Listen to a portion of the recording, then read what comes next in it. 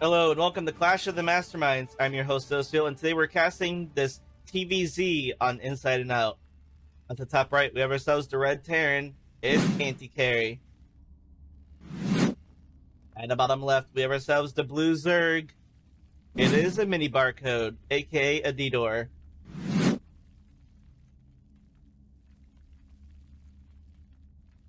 Alright, so ADeeDoor, we've seen a few of his games. We posted a few of them on our YouTube. So let's see what he's up to this time in this game. He is a diamond Zerg player, and we have played teams a few times with ADeeDoor. And so right now, right off the bat, our Terran opponent here, our Terran player, is getting gas before barracks. ADeeDoor on the other side, though, going for a macro hatch. He does like his macro hatch plays. I do remember him saying that. But he doesn't necessarily only do lane floods with it. So, it's macro hatch gas from ADeeDoor. On the other side, though, our Terran doing a full wall off. He wants to hide that he's getting a second gas, which could be indicative of a Reaper rush. And ADeeDoor does get himself the spawning pool at the normal time. Everything's normal except for the fact that his expansion is actually just going to be a macro hatch. And yeah, so it's going to be a matter of whether Anticarry decides that he's going to add a second and third barracks to this strategy, or if he's going to go Hellions off of one base. It doesn't... Okay, he's going for a factory, so it's not going to be necessarily a mass Reaper opening. He's not even getting a Reaper. He's getting a Marine first. So, already, not even... Just because you see second gas doesn't necessarily always mean that's going to be Reapers this early on. But it's usually a sign of Reapers. But this is how you get thrown off. So, we do have 3 hatches now in total for ADeeDoor on 2 bases. And he did actually pull off a gas for his, for Ling speed. So we are going to see a Ling flood build. At least an opener. A Ling flood opener. And our opponent over here getting himself a second barracks. So it could be a 2-1-1. But he still does not have an orbital command. Which has got me, not really concerned, but curious what he's up to. And we have a starport. Alright, so this is a 2-1-1. Generally, a 2-1-1 is a stim marine timing with medevacs. But there's no tech lab. There's no reactor. So there's no additional... There is a reactor, but it's on this factory, which is likely for that starport over there. So it looks like it's just going to be a drug-free marine army. I guess the pharmaceutical company is holding out on the marines. They're not going to get their drugs that they so desperately need to shoot faster. It must be like like their adrenaline shots. So ADeeDoor is back to mining gas. Not necessarily sure what he's going to do now from this point on. He does have Ling speed nearly complete. He's only now making Lings though, and the Terran opponent finally got the orbital to scan the main and sees nothing unusual. He doesn't even see the macro hatch. It's out of range, out of sight, out of mind. And wait, we have Widow Mines now from our Terran player. And he's getting the Tech Lab and Reactor on his barracks now. And adding a third barracks.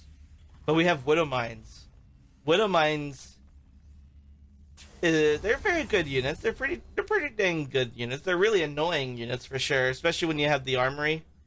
But this Terran here, positioning them to help defend his own base. And so we have a 3-1-1, but no expansion from Terran. ADeeDoor, though, he's already in the lead. In fact, that he does have 2 bases. That's 1 base over his opponent. But he is unfortunately now supply locked because of that Overlord sacrifice to scout to see what he's up to. To see what the Terran is up to. And Anticarry, he's still sitting on only 4 Marines. He's just now getting his expansion. ADeeDoor, though, coming on in with 8 Zerglings. And they're going to meet the Widow Mines. It was actually 7 Zerglings, but we're going to pretend. Was it 7 or is it 8? I don't know. I want to say 8. It doesn't matter. Exact numbers don't matter.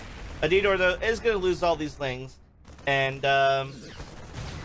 ooh, he did do friendly fire damage. That was pretty good. But as we see here, it was 8 Zerglings. But the losses are in favor of Terran, and that Terran, he's only lost one Marine. Good on the Terran.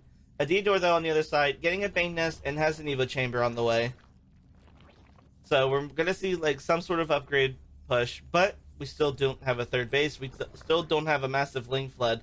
But as I say that, here's the massive Ling Flood coming on across the map. The Ling is going to run into the Widow Mine, and the connections are made. And actually, that was kind of nice. Those Widow Mines were actually in range of each other. This one was about to shoot, but it didn't. The Lings just got out of range, just barely got out of range for to shoot off its missile. Fun fact for those of you who may not know, but back in the alpha of Heart of the Swarm, when Widow Mines were first introduced, Widow Mines were actually units that would suicide themselves. They weren't like just mines that sat there and kept shooting missiles. They were originally mines that shot out of the ground and detonated on a unit, and that would be it. The Widow Mine would be lost, and you would have to make new ones. So they were originally units that you had to constantly replace, but then they changed that.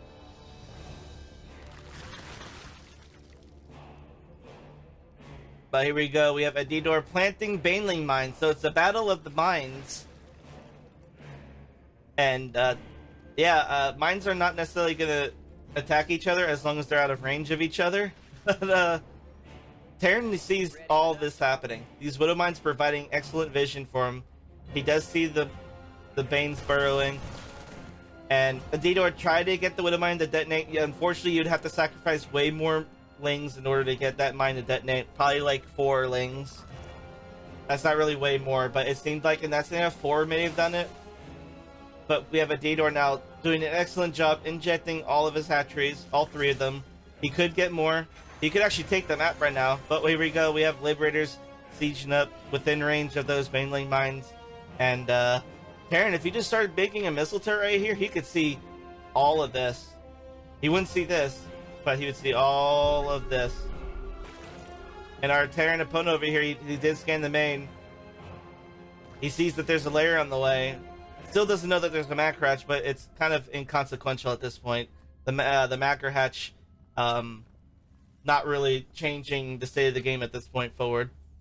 It had more value at the very beginning, but we're at the 7.5 minute mark, and at this point there should be at least 3 hatcheries. Actually, there should be at least 4 hatcheries if in a standard game, but this is not standard at all from either player. Combat shields are on the way for Terran, and we do have a third base now from ADeeDoor. And looking at our Terran opponent's base, our Terran player's base, I keep saying opponent. Our Terran player's base, he does have 2 factories. I don't think he got drilling. No, he still has not gotten drilling claws for his Widow Mines. That's probably because he does have an armory. He does have an armory, but no drilling claws. So they're not going to drill. The Widow Mines aren't going to burrow any faster. And Terran is starting to mine out his main. His natural is still non-orbital, and from Terran's point of view, he sees the 3rd. He might think it's a 4th, for all we know, but the 4th is actually over here.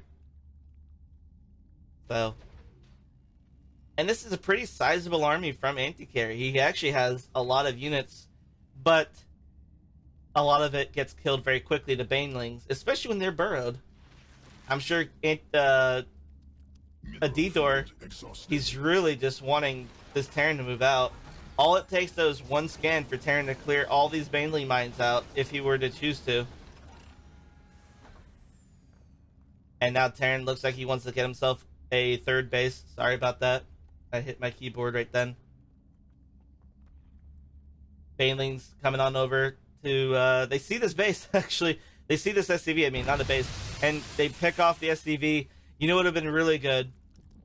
I used to do this back in the day, but I would burrow Banelings right at the mineral lines of fresh bases that Terran hadn't taken yet. And, that tank got the Baneling that was trying to move on and burrow. Just got in range of it. But yeah, I used to burrow Banes at bases right by the mineral lines of that Terran would be taking if I was at a certain point in the game. And then whenever Terran would transfer all of their workers to it, I would detonate it.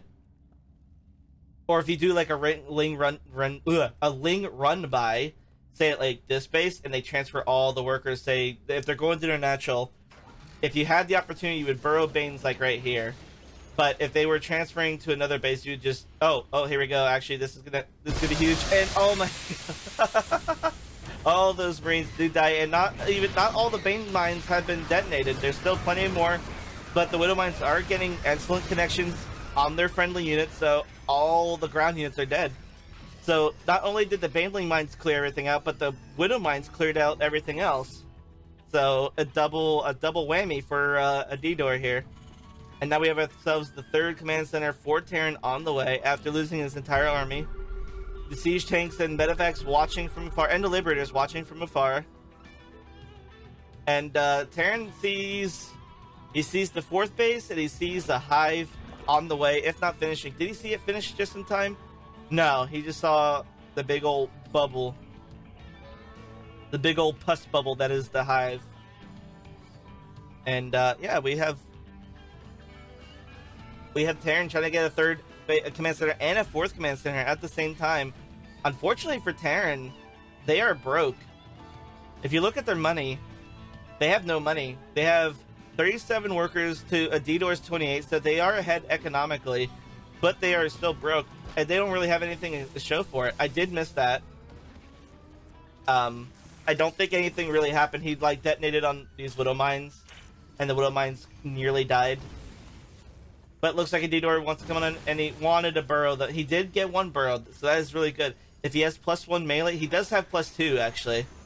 And Terran over here, he has no upgrades, so his mechs, his SCVs will die to one Baneling hit, I believe, with +2. And nice, the Baneling did detonate, and all those Marines are nice and low HP. Another fun fact: if you have Banelings, I'm sure ADeeDoor is doing this in this game because the detonations are pretty key. He may be doing this, I'm not sure. We do have 9 ultras on the way, by the way. But if you right-click on the burrow icon for the Banelings will auto-unburrow when the units walk on top of them, thus detonating automatically. We have the... Oh, he did get 2 Banelings over here. That's really good. So, once Terran transfers these workers, they're all going to die. And now we have 4 base Terran versus 4 base Zerg, but we have a lot of Ultralisks on the way. And, yeah, we're going to see how Terran plans to hold against all these Ultralisks. These siege tanks are not necessarily in the best position. They are... One of them is on the ramp itself, and there's no way to protect that unless the Terran were to build a wall right here. And he did... Okay, ADeeDoor did detonate those 2 Banes, but only got 2 worker kills, unfortunately. No, 1 worker kill. They did detonate. But we do have a lot of Ultralisks now over here. And, yeah, this Terran, he doesn't really have a whole lot to combat this many Ultralisks. ADeeDoor's upgrades are too dang good. And Terran siege tanks are just in the middle of the ramp. Alright, ADeeDoor's coming on in with these Ultras. And let's see, is he going to just go ahead and go straight to the natural, or is he going to bulldoze? Well, the Queen does get attacked right off the bat. 1 Queen does go down right away. And now we have mass Ultras on top of this Terran army. Both the natural and the 4th are going to get assaulted at once. The Queens are wanting to do mass transfuse.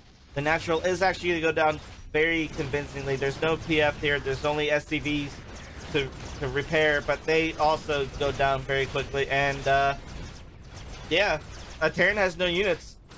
His main is empty. He might... What's this? Okay, he has 6 Marines and 3 Liberators. So 6 Marines and 3 Liberators versus all these Ultras and Queens. Not sure how Anticarry plans to carry himself out of this one. Ultra's gonna come on into the PF at the 4th, and it's gonna... That 4th is gonna go down very quickly. In fact, it's already down.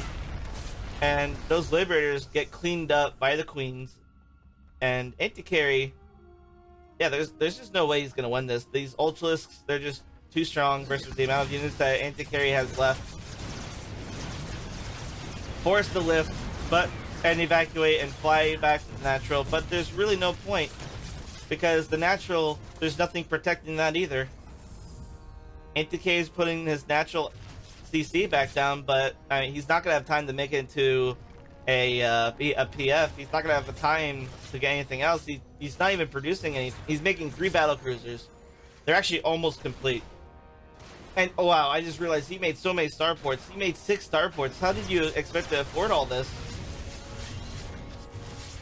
Anticarry does have his battle cruisers out. He does have 2 out at the moment.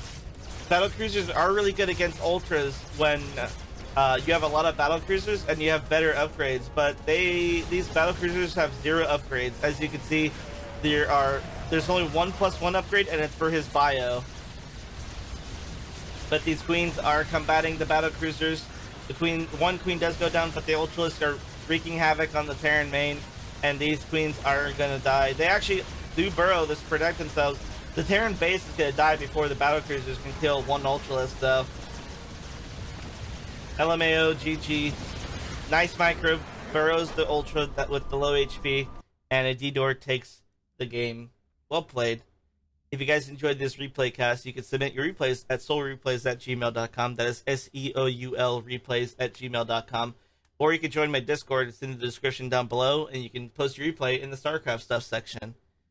If you guys like the video, be sure to like, comment, and subscribe, and I'll see you guys in the next one. Take it easy. Thanks for watching. Really hope you enjoyed that video just now. If you wouldn't mind clicking that like, subscribe, and the bell notification down below, really appreciate it. Also, be sure to follow me on my Twitter and Twitch.